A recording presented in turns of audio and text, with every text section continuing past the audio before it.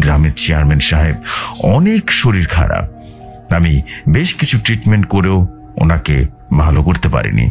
ওনার পরিবারের লোকজন বলা বলি করছিল অন্য ব্যবস্থা নেবে, ওনার হার্টের কোনো একটা প্রবলেম হয়ে গিয়েছে। আমি নতুন করে বলতে পারছিলাম না, তাই রাত জেগে পড়ছি। এমন সময় অনেক দূর থেকে কেউ একজন মৃদু চিৎকার শুনতে পেলাম। আমি পড়া ছেড়ে উঠে বাইরে বের হয়ে আসলাম। কাউকে না দেখতে পেয়ে ঢুকতে যাব এমন সময় অনেক দূর থেকে আগুনের একটা শিখা দেখতে পেলাম। আমার ঘর থেকে সোজা গাছপালা কম, তাই বেশ কিছু দূর থেকে দেখা যাচ্ছে।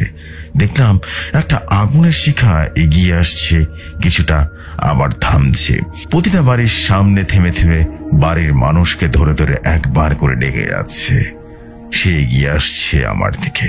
কিছুটা সামনে আসতে আমি বেশ ভালোভাবে দেখলাম লোকটাকে। মাথায় সেই বিশাল চুলের কাঁকড়া, মুখে বিশাল বিশাল সব দাড়ি গোঁফ, আর সেই ভয়ঙ্কর দুটি চোখ। একটু ভালো করে লক্ষ্য করে দেখলাম সেই নিশি মিয়া আমার বাড়ির দিকে আসছে। নাম ধরে ডেকে চলেছে মানুষকে।